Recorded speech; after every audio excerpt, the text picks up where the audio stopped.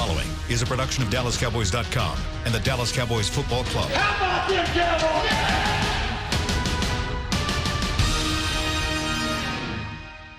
This is Talkin Cowboys. Streaming live from the Dallas Cowboys World Headquarters at the Star in Frisco. Handoff, Elliott plowing to the goal line. Barry, sacked by Lawrence. Prescott keeps it, and he bangs it in for the touchdown. Here are Mickey Spagnola, Brian Broaddus, Rob Phillips, and Bill Jones.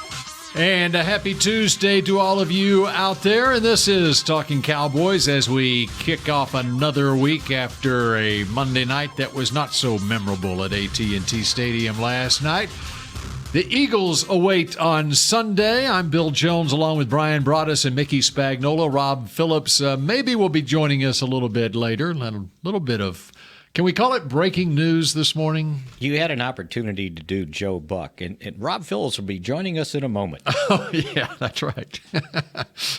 Well, KMOX Radio there. That's, yeah. KMOX. That's Absolutely. right. The voice of St. Louis. And Aaron Andrews will be joining us in a little bit. There you go. Rob Phillips will be joining us in a little bit. He's working on a story that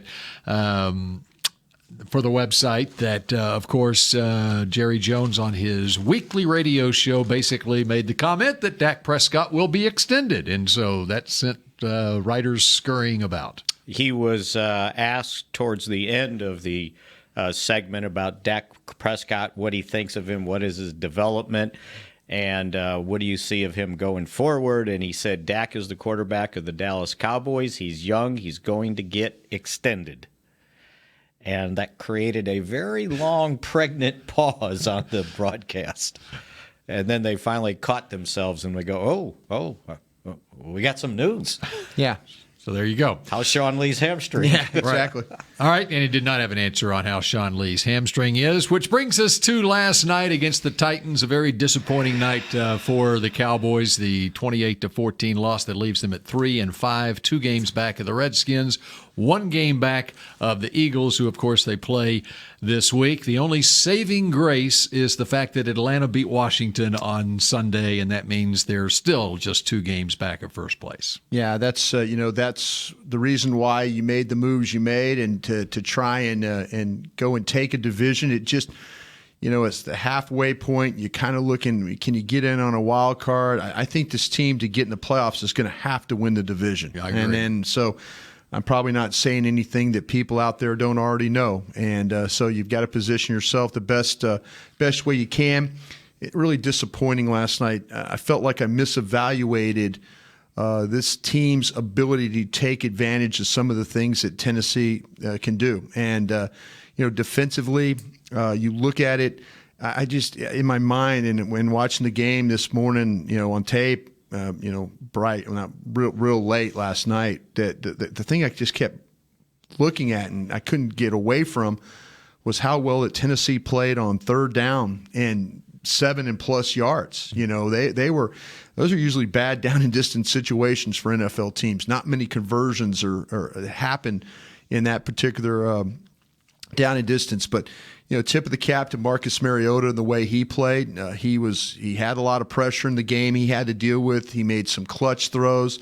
Their receivers did a great job of running some routes, getting open, and I was that to me was shocking because this is a team that doesn't do very well on third down. I'm talking about the Titans, but the Cowboys put them in some bad down and distance situations, but they were able to come through, with this, to make the plays necessary to win that football game. And it's unfortunate you didn't take advantage of some early opportunities to cash in for yourself. The missed field goal clearly hurt you.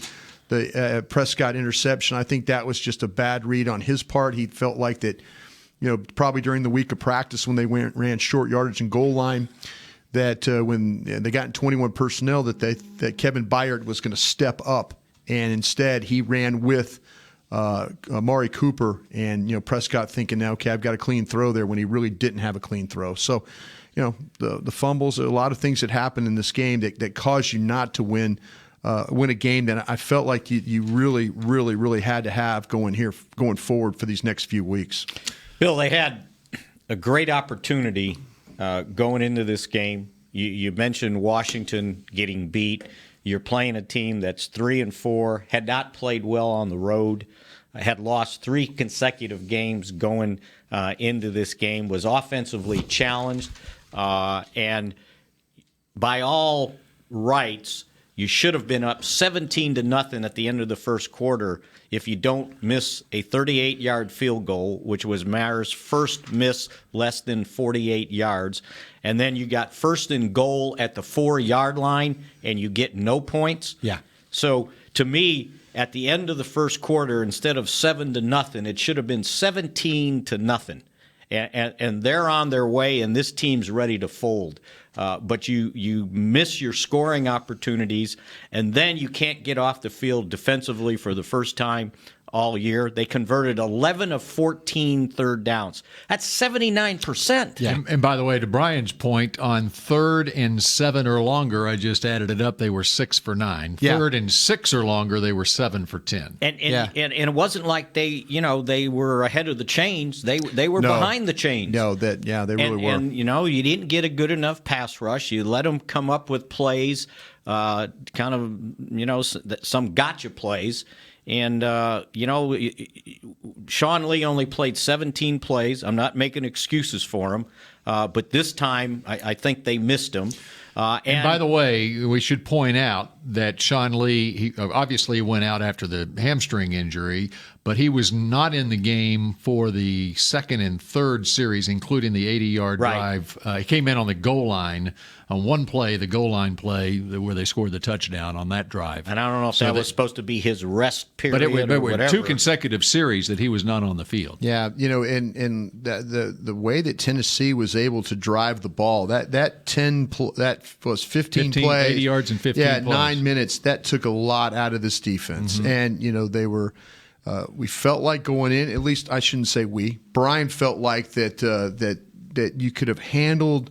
The rotation would have been good enough for you. You could have rotated the defensive tackles, but playing without David Irving, could have very well hurt the rotation, and playing without Randy Gregory very well could have hurt the rotation, especially if it was you were getting the ball driven on you and you didn't have those fresh bodies, because it looked like in the second half of the game they hit some runs on you that they didn't hit early in the game, and that might have been a little bit. Because of the wear and tear that Tennessee was able to inflict on those long drives in the first half. So on the 80-yard drive in the first half, did you hear any reports of Sean Lee? No, there was them nothing. Looking at him or anything? No, I wonder if he was having an issue with the hamstring then, because why on a 15-play drive like that, you would think that he would have been on the field at least for a portion of it, even if it was like at some point, they're moving the ball and that's on us, let me get you on the field. And that's one of the things Jerry Jones brought up after the game, and then again this morning. One of the first things he brought up is he felt like his defense got tired in the second half of that game, and probably in the course of that 180-yard drive too, because of the rotation issues. Yeah, Tennessee did a nice job, as you mentioned, Bill, and the third downs to me were huge. The way that they were able to convert, the passes that they were able to come up with, the throws that they were able to make, the receivers, and this is a group of guys that. You could say Cameron Batson. Who's Cameron Batson? Well, Cameron Batson's making plays in the game for you. Who is Darius Jennings? Darius Jennings making plays for the Tennessee Titans. That's kind of what you hoped the receiver by committee group that you had was going to make plays, but they just didn't do a very good job. Mickey talks about the pass rush, nearly wasn't consistent enough. And when they did get pass rush, the Mariota did a great job of getting the ball out and anticipating throws, and he had guys that were open down the field. And I think it was a bad night for the Dallas defense not to be at their absolute best. They've been carrying this team really all year long, and they had a bad game, especially on third down. And I think that's really one of the main reasons. You look at offensively what the Cowboys did, and it's. It was nice to see Amari Cooper get going. You can tell some of the things that he has, that he can bring. But, that nearly wasn't enough for what they needed. Yep, third down and in the red zone. I mean, they were 4 for 5 in the red zone, and the Cowboys were 1 for 4 in the red zone, right. scoring touchdowns. And it's nice to have a rotation on that defensive line, but when you start getting diminishing returns, like you don't have the two guys you just mentioned, right. Who are you rotating in there? Yeah. Right? Do those guys need to be playing that much? Yeah. You're down to Karan Reed. And then you lost Taco. And then you lost Taco in the game, and Crawford's got to almost play the entire game at right defensive end where he moved because they didn't have a Randy Gregory to put out there.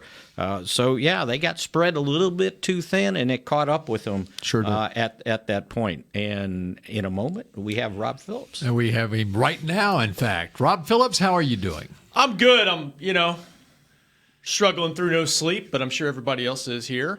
And so how little sleep did you get? I got a couple hours. That's good enough. That's enough to try to make sense of what happened. Yep. And I'm sure y'all did a great job of that so far. You got pressed into duty right off the bat this morning due to the owner's radio show, right? Yeah.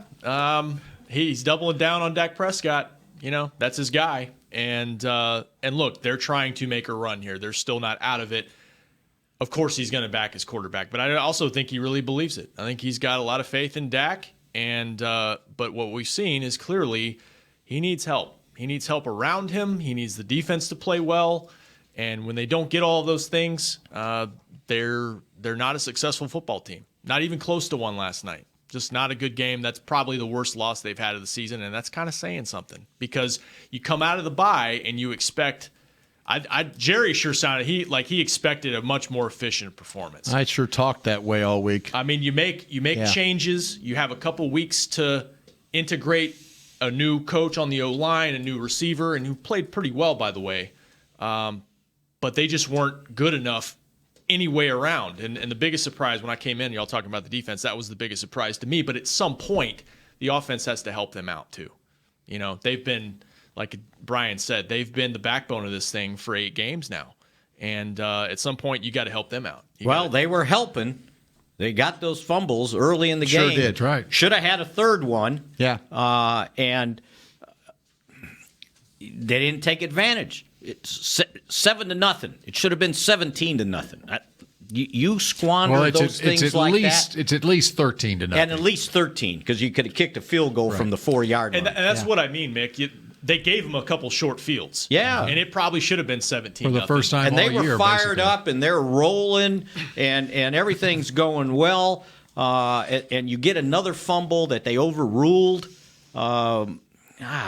It just turned around. And then third quarter, the Cowboys give the Titans a short field, and what do they do with it? They go 40 yards and score a touchdown. Right.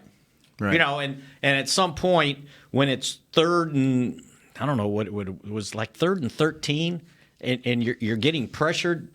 At some point, just take the sack and punt. Yeah. But he kept fighting. Yeah. And the guy that sacked him was on the ground. They had blocked him. He was on the ground, got up and hit him, and pulled the ball out. Yeah. So that was one of those things we talked about. A couple bad decisions. They run those pick stunts where they take the. They take the linebacker or the defensive lineman, and Brown in this case just he hammered right into Joe Looney. And unfortunately, though, if Rod Smith just stays on his feet, he goes low to try and cut Brown. He cuts Brown, but he also cuts Looney in the play. And it's a lot of it's there's some self-inflicted stuff. If you stay on your feet, keep the pocket clean. They had some things that were developing down the field.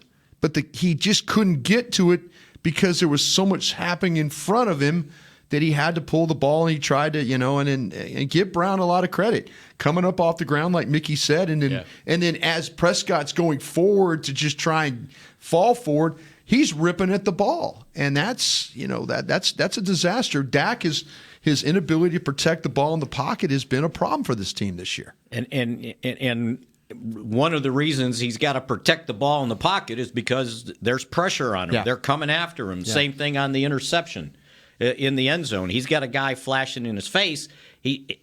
he's got to mail that into the first row. Yeah. And he tried to throw it up. He thought he had a Cooper, and he overthrew him, and the guy's behind him and makes the. Yeah. You hate to see interceptions when the guy's intercepting the ball behind your wide receiver. And you got to mail that. Just get rid of it, because the guy was in his face, and he tried throwing off his back foot. I don't think he's floated up. I don't think he saw Kevin Byard. He never did. No, and that's to a spot. Yeah, that's one of those Friday afternoon goal line practice plays, like I was talking about, where they draw the card up. And they say, okay, we're in 21 personnel, run heavy group. We play action it. We're going to get a safety reaction. Well, this guy's an all-pro player. You know, he had 8 picks last year. Yeah, he's and Kent's doing a good job here of showing it. If you're watching on the screen, with us, and you might be listening. I'm sorry, go back and watch it. But Kevin Byard never moved. Once that Cooper flashed across his face, he went into trail mode, and rightfully so. Celebration here, too. Yeah, exactly. So.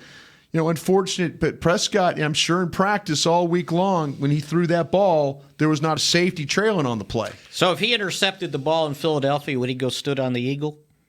No, there's something about They that already beat the Eagles at home. Yeah, so, that's right. So they didn't have to go stand on the Eagle? Yeah, they didn't have to stand on the Eagle. You see Amari calling for that holding call, and he didn't get it. Well, he got grabbed. You could have called it. You could have got Logan Ryan grabs him on the way by. Yeah. And the official let it go. But that happens. You get down in the red zone, they let you play, and that's the result. He did get grabbed. He was going. He was exploding past Logan Ryan, and he grabbed him. Clearly grabbed him. And that official stands right there. It's sour grapes right now. I'm not complaining about the officiating, but I think this goes back to what we talk about with Dak Prescott and his ability to see the field at times. He assumed that there was not going to be a safety there.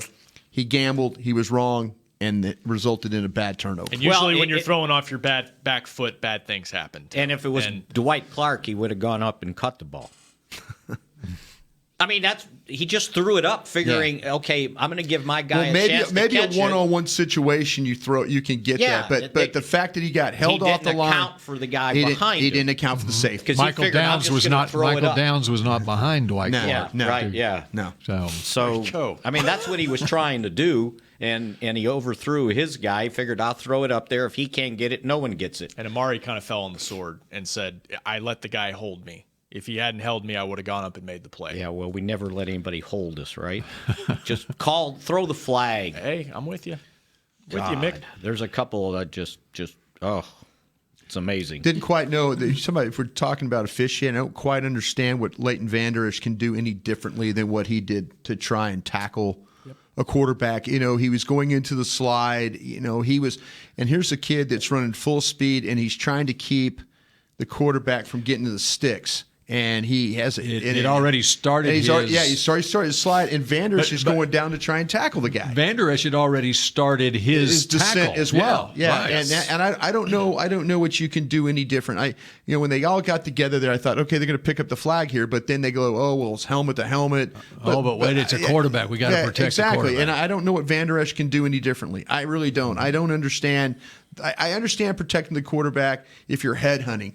I don't think Leighton Vander Esch was headhunting in that particular case. No. I think he was trying to keep Marcus Mariota from getting any further down the field, and the way Mariota slid was the way he impacted him. And those are the calls that I think the officials need to look at and say, we're that's wrong. You can't call that. Right, but there needs to be somebody up in the booth who is actually seeing the replay without stopping play, and they can say, "Whoa, wait a second! Yeah, he had already started his tackle at the time that the quarterback started his slide." They just do what college does. Go look at it again. Yeah, because he didn't like slide. Targeting, he went almost. Yeah, right. When he slid, he didn't go feet first. He went butt first. Excuse me. It's fine. Let me ask you guys something. And so when he slides like that, the head is where Vander Esch is coming to hit him. And I don't care. He's not a quarterback anymore. He's out of the pocket. Well, that's what they said about Dak in Washington that time. He got whacked in the face. Not a quarterback. Yeah, he's a runner. He's a runner. Let me ask you guys this, though. Just again, I don't want to complain about officiating. Did you guys hear a whistle on the Prescott fumble? Oh, yeah. No, Definitely. Not on the fumble, on the timeout. He was telling me about this at 2:00 in the morning in the parking lot. Mickey swears when they had this Ross sack Mariota, And they said they got the timeout? No. I thought there was another. No, there was a whistle. There was a whistle. When Prescott was going forward. Mickey, you're talking about something. You're talking about a totally different play, Mickey. Right. On the when Prescott fumble, yes. on the Prescott fumble, I could have swore. Yes, there was a whistle. That Blake Klitman. Klitman. He blew the whistle, and to me that stops the play. I've always, when I played football, when the whistle blew, you stopped. So I could have sworn. No doubt. I could have sworn I heard a whistle, and and that's when the guy's trying to rip the ball, and then all of a sudden, so we didn't get a whistle down right there, down forward progress stopped. Instead, he comes out and said, "There's been a fumble," and I'm going, "Wait a minute, you blew a whistle." I heard the whistle, and when I was watching it, I said, "Well, the play's over." Yeah. I didn't even continue to follow the fumble because I think heard a lot the of whistle. people It was like an in the grasp, the old in the grasp. Exactly. And there was definitely a whistle, but it was a clear fumble recovery in their opinion. No question, but the whistle had blown. Right. So the play shouldn't have happened. Yeah. Oh, so I can add another one to my list. Yeah. Okay. I just wanted to make sure I wasn't hearing things during the game. Well, and there was not a wild scramble for the fumble. In fact, and as well as I remember it, the Tennessee guy kind of fell at his feet. And he just came up with if you watch it on tape, the linemen clearly are standing around. Right. Connor Williams and those guys are kind of just waiting to see what's going on. And if there's no whistle, obviously everybody's diving in a pile exactly. like when Dallas got the on recovery. the Sean Lee recovery, Right. which it can get kicked around, Exactly. and especially when you got linemen 14 trying yards. trying to come up with the football. So you're right. I mean, there was no doubt, and it was not just a whistle; it was a multiple whistles. Yeah, that's right. Yeah. Okay, I just want to make sure that I was watching the same game. So I guess my whistle was when they gave him the timeout, when they sacked Mariota. When I freeze framed it, when the whistle blew, the ball was this far past the center. Yeah. He had already snapped it. Yeah. So how do you give him the timeout? You could hear the whistle on television when it happened, and the play had already started. And that drives over. We sound like terrible fans No, right now. I know, Mickey. I'm not saying you do, but I mean, having said all of this, they got a lot of issues. Having said all of this, the theme for Jerry Jones this morning on the radio with a night to sleep on it was he's not as concerned about the 3-5 record as he is about the fact that they're not playing any better than they are. Yeah. They need to play better. Yeah, they are not playing better, and it goes throughout the. That was a bad night all around. Like Mickey said, you get the early turnovers, you don't cash in, you have turnovers yourself. You give up a 3rd and 7s all night. These are things that if you're going to win games, you've got to do, and they didn't. They're just. To take the Bill Parcells line, you are what you are. And that's really, that's where the evaluation has to start. Now, we got 8 more games to continue to evaluate. I don't think he's going to make any coaching change, much to everybody's out there's angst, I guess is the right word. But, it's a situation where this is one that they should have had. It should have set them up going forward to the next 3 weeks. And now they're going to have to go fight their rears off to go win a game in Philadelphia. It could be done, but we'll see. Rob Phillips has a comment when we come back here on Talkin Cowboys. You can join us at 888-855-2297. Kent Garrison here to take your calls when we come back. Essilor has been helping Cowboys fans see better since 1972 so they don't miss a moment on the field. Get glasses with Essilor's best vision, clarity, and protection with the Essilor Ultimate Lens Package. 3 innovative technologies in one lens. For a limited time, you can double your lenses for free when you purchase the Essilor Ultimate Lens Package and get a second pair of frames. Find a participating eye care professional and details by visiting EssilorUSA.com. That's EssilorUSA.com. Terms and conditions apply. If you're like me and you love... if you have a thing, then cutting the cord is scary. But then I found out I could switch to DirecTV Now and still get the live sports I love. No satellite needed, no bulky hardware, no annual contract, just... Get the live sports you love. Try DirecTV Now for $10 a month for 3 months. Visit DirecTVNow.com. DirecTV Now. More for your thing. That's our thing. Use code REALDEAL. Limited time. Price for little package. After 3 months, renews monthly at full price. Currently minimum $40 unless canceled. Prices may change. New subscribers only. Cancel anytime. Content varies by package and may be limited. Restrictions apply. A man's Stetson doesn't just protect him from life's elements. It projects an unstoppable and legendary spirit, just like the men wearing silver and navy on the field every Sunday. Since 1865, Stetson hats are American-made with pride right here in Texas. They are still the official crown of all self-respecting Cowboys. And Stetson is proud to be on the field with America's team. Find Stetson hats in the Pro Shop or at Stetson.com today. Dr. Pepper is the one you crave. But how do you explain that craving? Imagine being shipwrecked on a desert island, alone. Glass-like curls of surf pound the shore with Dr. Pepper-colored waves. Surrounded by desire, but you can't drink it because it's the ocean. Fish live in there. The only thing you want is Dr. Pepper, and you can't have it. Now that is a Dr. Pepper craving. Dr. Pepper, the one you crave. Back to Talkin' Cowboys. All right, Tommy John time. Adjust your cleats, adjust your pads, even adjust your helmet, but seriously, do not adjust your underwear because once it's been seen, it cannot be unseen. Tommy John has a contour pouch that nestles you with moisture-wicking fabric to keep you cool and dry on the field, Brian, or in the stands, wherever, in the studio. Tommy John, no adjustment needed. Shop exclusive Cowboys underwear at TommyJohn.com/Cowboys for 20% off your first order. Sorry about your glasses. There you go. That's the most consistent thing we got, that Tommy John. That's right. We're all warm and dry here in the Talkin' Cowboys studios here. All right. Hey, you notice that Mickey and I You look good. You guys both look good. New fleeces on. Yes. J.C. Penney created 10,000 exclusive fleeces for Texas stores only, not available online or any other retailer. When someone purchases the fleece, they can upload their receipt to www.dallascowboys.com/JCPenney for a chance to win tickets, parking, and the opportunity to be part of the mosh pit for the Red Kettle Kickoff halftime show. Yeah. Cowboys will select 50 lucky winners, all of whom will be able to bring one guest with them. For every fleece sold, JCPenney will donate $10 to the North Texas Salvation Army. They will make a donation of $100,000 once the promotion ends, regardless of sales. Important to mention, okay, this is a note to me. Is it time to go to break? That if you are selected as a winner, you must attend the dress rehearsal on Wednesday, November 21st. But it's also a chance to get up close with Meghan Trainor. Promotion runs until November 13th. So get into your local JCPenney store and take advantage of this offer. All right. So does this mean there's only 9,996 of these left? I guess so. We each have one here. Is that, yeah, that's right. Exactly. You got yours too, right? Yeah. I did. I wore it the other day. There you go. Yeah. It's very nice, very comfortable. And, okay, so the promotion runs until November 13th, which is... Today's the 6th, right? 1 week from today. Right. Yes, sir. So next Tuesday. All right. Can we get to Rob's thought? Now. I've lost my thoughts.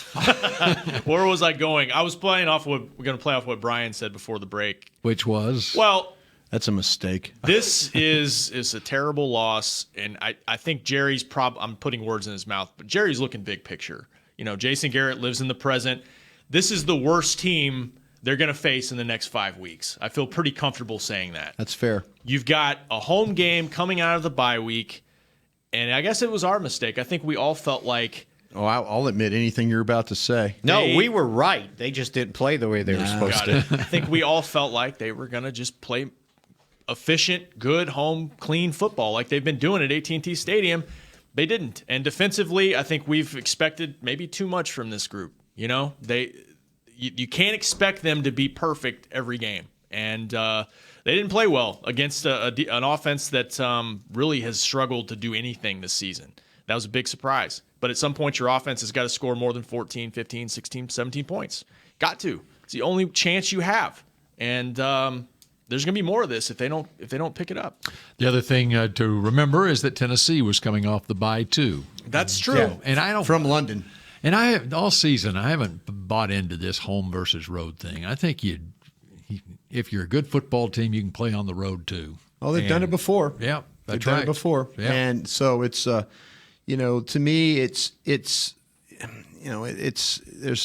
always that everybody wants to pile on the coaching staff and all that. I get it, but I think that this is all really part of the evaluation of it. If at the end of the day, if they don't win enough games, there goes your evaluation. You have to figure this out. He's trying to evaluate the quarterback. He's made some comments about that. He's got to evaluate made a decision the coach already on that. He's extending the quarterback. Okay, is he extending the quarterback with a new staff? Is it going to be the same staff? I mean, these are things I think you have to play. To me personally, I would let play out. I would let this play out. And I would say, okay, am I making a change? Am I not making a change? And if I'm making a change, do I need to have the input of the staff that's here to say, hey, I can win with this guy, or I can't win with this guy?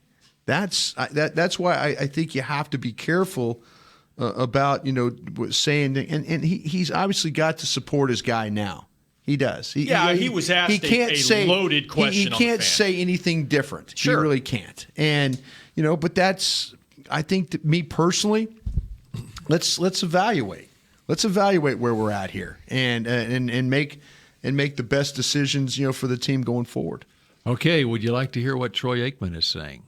Sure. Yeah. I was interested in what Troy Aikman was on the ticket this morning, I guess, and I just ran across this on Twitter. These are his comments from Troy Aikman. This team, over a long period of time, has been what it's been, and it hasn't always mattered who the head coach has been. To me, if you're asking me, I'd say there has to be a complete overhaul of the entire organization. You just can't simply replace head coaches and say, now it's going to be better. No, it's been shown that it's not better. You have to address how everything is being done, and there's been times where I've heard Jerry say, okay, look, we're going to do it differently. I'm going to do it differently, but it's the same. Nothing changes.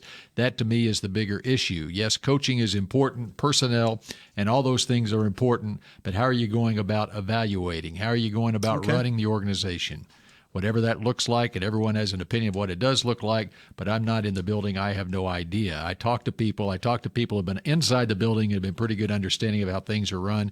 In a lot of ways, there is a lot of dysfunction, and that has to change if this team is going to be able to compete on a consistent basis like the teams you look to around the league that are seemingly in the hunt each and every year. So, in honor of Election Day, it sounds like he's campaigning for a job. You think so? A GM job. Interesting. Yeah. Interesting. Well, what do you think? But this is, guys have come out of the booth before and got GM jobs. Yeah, and there's also a guy that's 1-7 right now, or 2-7 at San Francisco. So, I think that the guy at Denver's not exactly lighting him up right now either. And there was a guy in Detroit that didn't. Yeah, he didn't light it up either. Nice man, though. God bless him. He's having heart problems, but Matt Millen.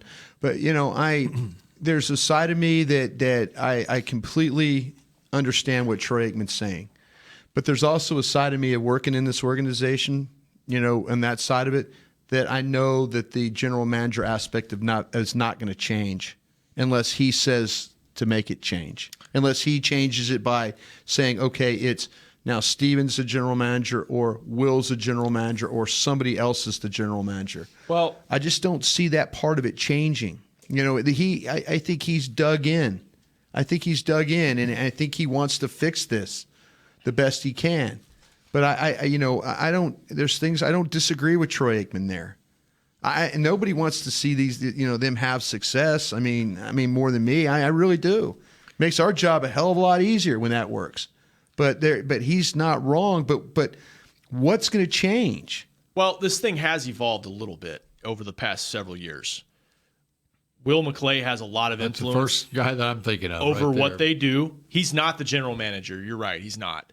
Stephen Jones is heavily involved, way more than he's been maybe 10 years ago. Yeah. So this thing has evolved, but you're right. I mean, Jerry is the general manager of this team, and he's going to make the final decision. But I'm not trying to put words in Troy's mouth, but Jerry is not a one-man committee here. I mean, he leans heavily. They like to talk about that they're all having decisions. Right. Yeah. So the comments seem directed probably towards Jerry, and I wouldn't say that it's Jerry's ruling this thing with an iron fist anymore. I think he's ceding a lot of control in recent years. Now, is it working right now? Look at the record. No, it's not. In my opinion, they're in transition right now. This team is in transition right now. The on the field product. It sounds like Troy Aikman doesn't see them in transition being any better. Right. That's the thing. Is that the reality? Is that what they are? Is it not as simple as changing the head coach? That's where but in my heart I know how this works. I know he's not going to change, and he could say, okay, Steven's now this, or Will's now this, or he can bring somebody in from the outside. But I don't see that part of it. If Troy is trying to get Jerry to change, if that's what he's pointing at, then those are just words, This is going to stay, as long as Jerry Jones is able to keep his hand on the wheel, then that's where this is going to go. And, it's, you could say what you could say. I mean, he learned from a guy like Al Davis. Al Davis didn't give up control. He's like, hey, I'm going to run this team. This is the way I'm going to run this team. I'm going to do this team. I think Jerry is more flexible than what Al Davis was, Yes. But, I think that Troy is asking for something that fundamentally will not change here unless it's, like I said, passed down to somebody that's currently in this building. Let's go to Rasheem in Pennsylvania. Rasheem, how you doing? Hey, how you doing, guys? Good. My question is, do you guys think that Jason Garrett would do a better job in play calling than Scott Linehan? I think Scott Linehan, he did an outstanding job against the Jaguars. He was very aggressive, passing the ball on first down, and then he just went back to being conservative Scott Linehan. What you guys think about that? All right. Thank you, Rasheem. So I didn't hear the broadcast, really. I watched the condensed version back this morning. So you don't hear a lot of the comments from Jason Witten? Or Booger McFarland. Yeah. There was, my understanding, there were quite a few towards the play calling and the approach, running on first down, that kind of thing. Right. Yeah. Sure. Yeah, and guess what? They threw more on first down than ran the ball on first down. They did? Yeah. Go count them up. Zeke wasn't exactly having a great day, so go count them up. How many yards? What was that, Kent? Said Zeke wasn't exactly having a great day. How many touches did he have? There's been several days this season, too. He had 60 yards, I think. He had 17 carries. One had a 30-yard run on one of them. 67 yards. Did he have, 98 yards total? 4 catches, maybe? How many? 37. I don't think in the second half he had. I'm with you, but I'm not with you because he had 96 total yards at halftime. That's what I'm saying. He was effective at half. At halftime. How many possessions do they have the second half? 4 and 3. I think the first 3 possessions they got 26 total yards. After the missed field goal, they had 3 plays for -10. All right, the first 25 minutes of the second half. This is when Tennessee won the game, as you all know from watching the game.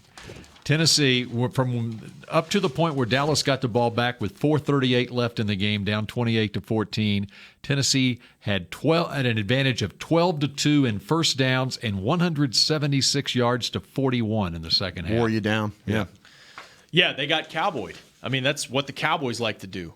Yep. Grind you down in the second half, but you look at these first 3 drives out of 4 in the second half, it was either a penalty, multiple penalties, or sack that wrecked your down and distance.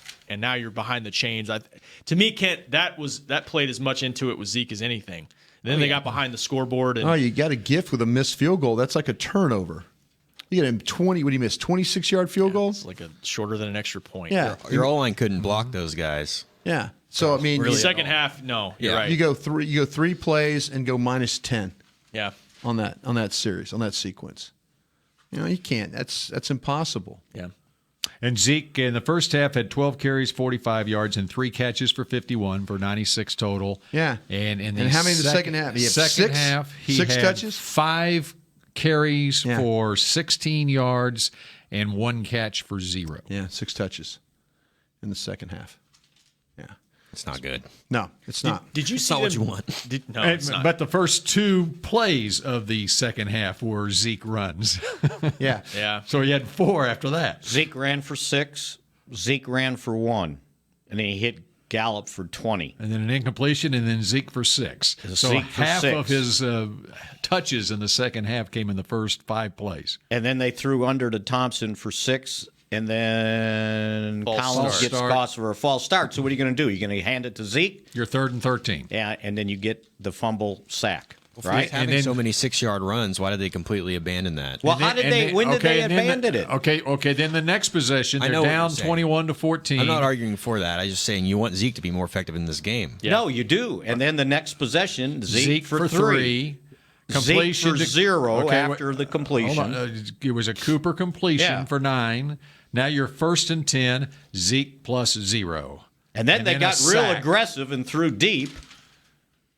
And it was incomplete, right? And now it's still a one-possession game at 21-14. Next time you get the ball, and it was Dak sack -2, completion to Zeke plus 0, and sack. Yeah, Punt. that's what I'm saying. -10 on that. Right. Yeah. You got a gift. And then it's 28-14. After the 28-yard field goal miss. And then it's 28-14, and you're in 3 wide, throwing the ball, trying to beat the clock because now you got to score twice. Yeah, now you're out of it's 2-minute offense. Did you see anything different, Brian, watching it back? Why for the offensive line in the second half? Did they do something defensively, Tennessee, to get more pressure?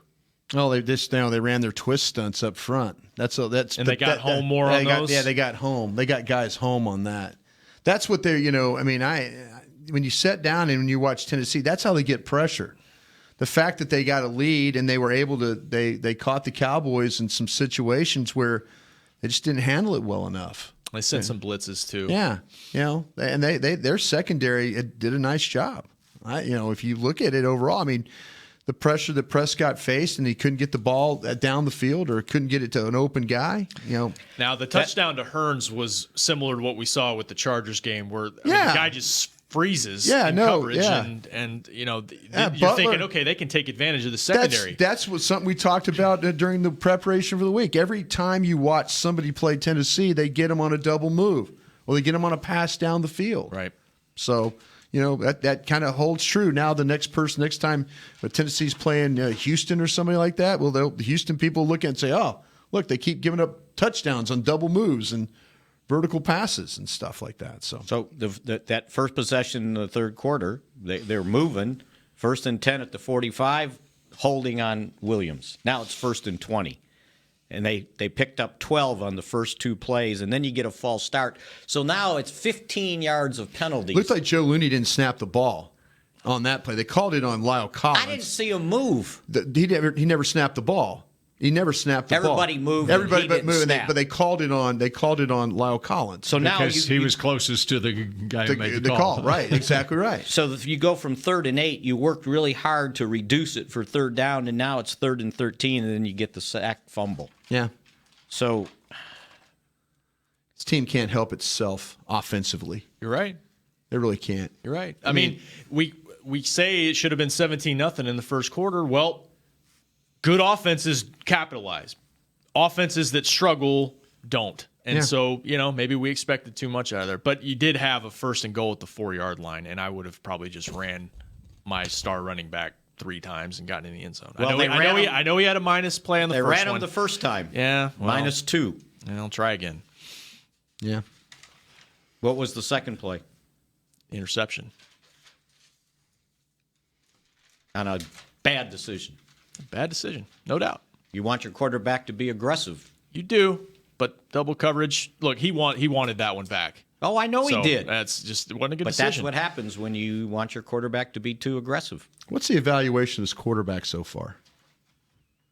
Overall, just overall, not this year, just overall. How about we come back with that? I think we need. We're up against a break, let's be fair. So we're going to have the evaluation of this quarterback when we come back on Talkin Cowboys in just a moment.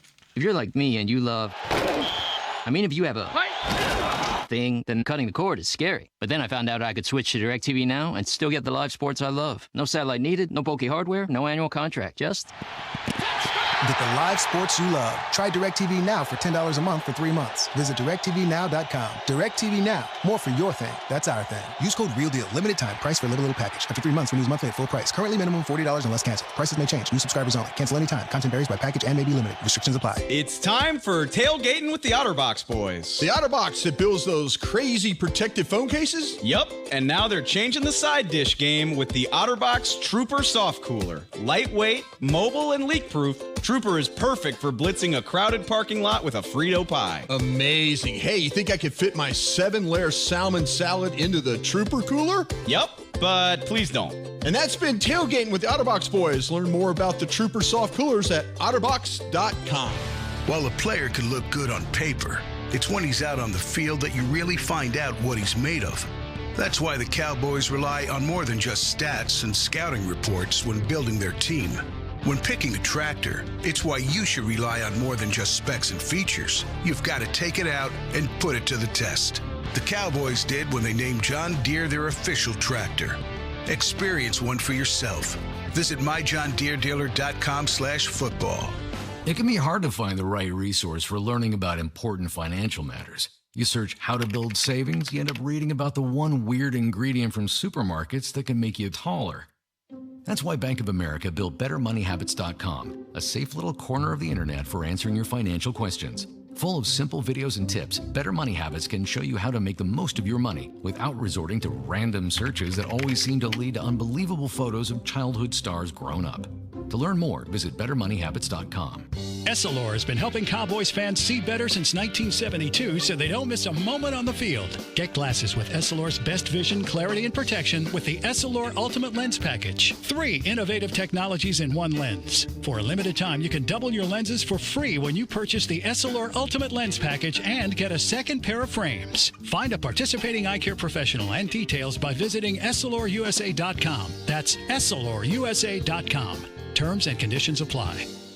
Back to Talkin' Cowboys. Want to use what the pros use? Exactly what I used this morning. Jack Black is the official men's skincare brand of the Dallas Cowboys. Get your Jack Black Playmaker 4JB faves plus a full-size lip balm for just $10 with free shippings at getjackblack.com.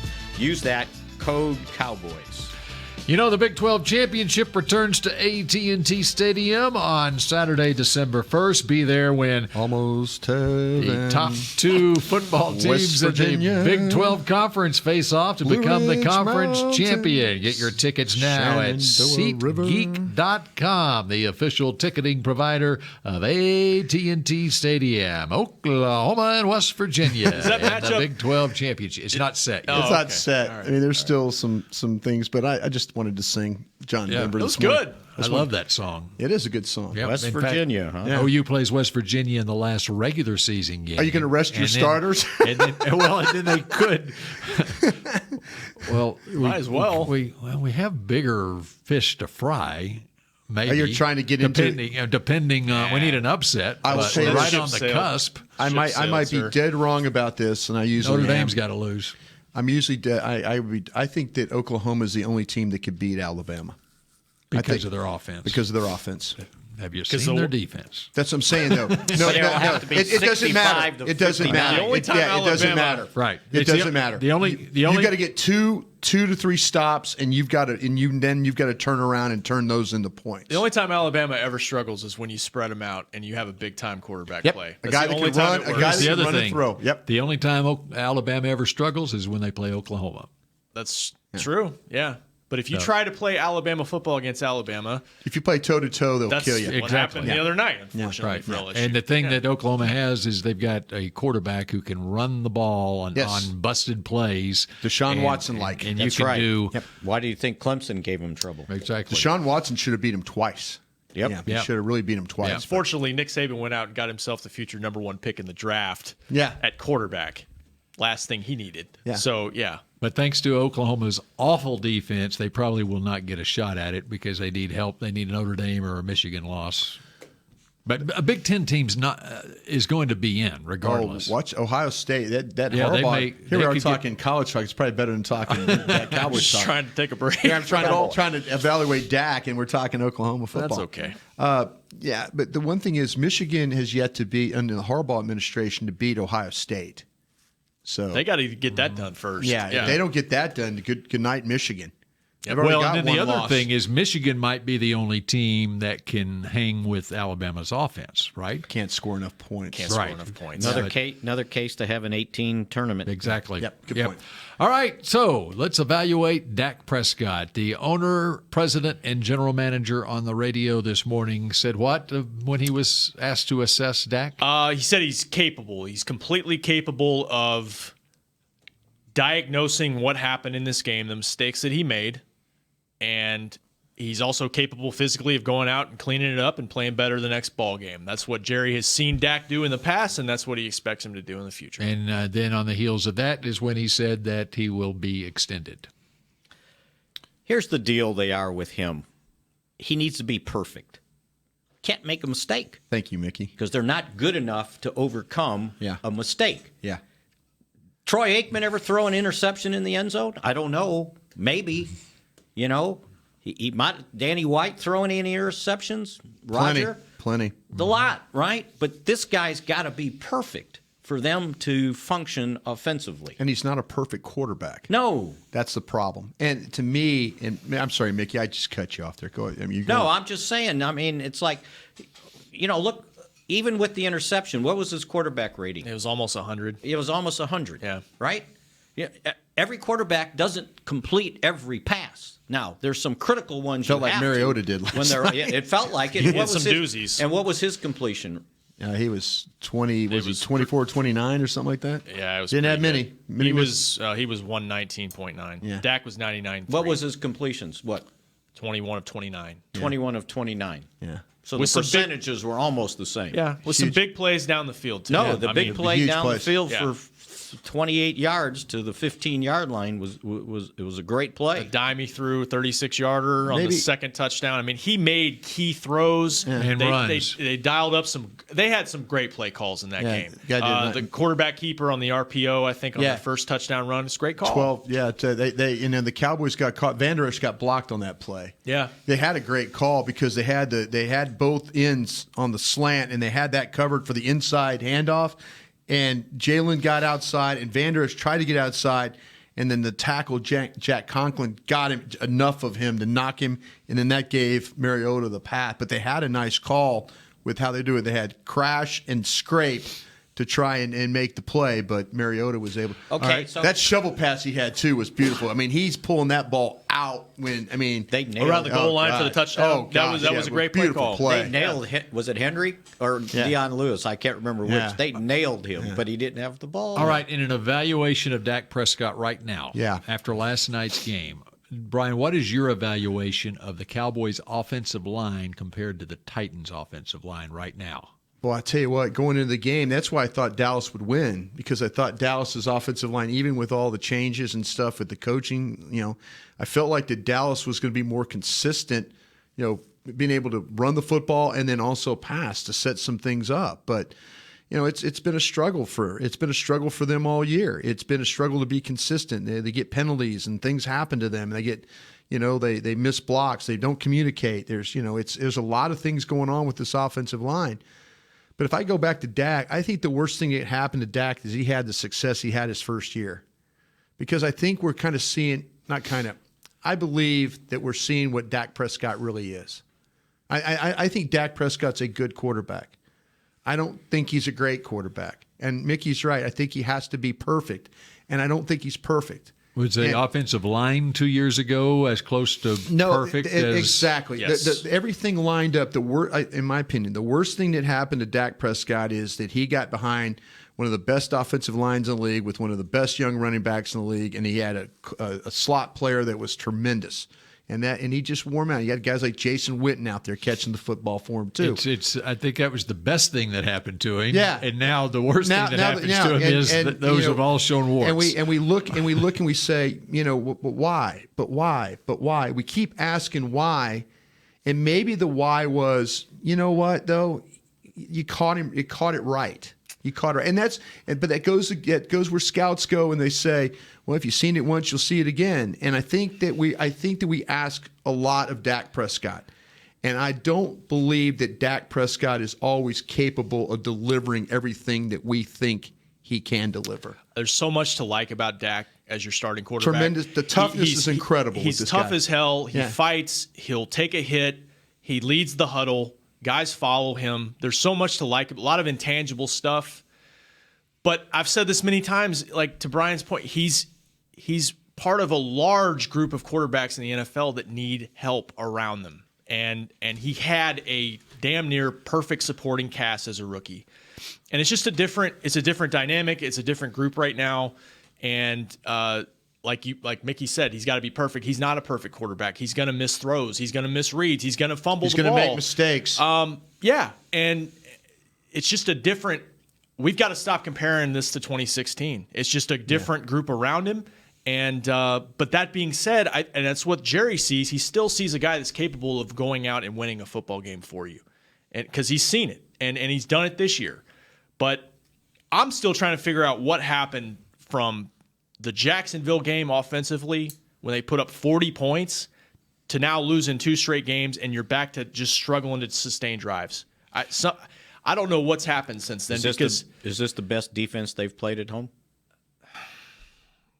Well, but again, we've seen this on tape. We've seen this Tennessee defense give up big plays. I was watching that. I don't think so, Mickey. Well, I don't know. I'm just asking. I think Jacksonville. I thought Jacksonville's defense was better. I think that everything just came together, much like Dak Prescott's first year. Everything came together. I thought didn't make found mistakes. answers. They ran the football. They got out. They played against a quarterback that was challenged.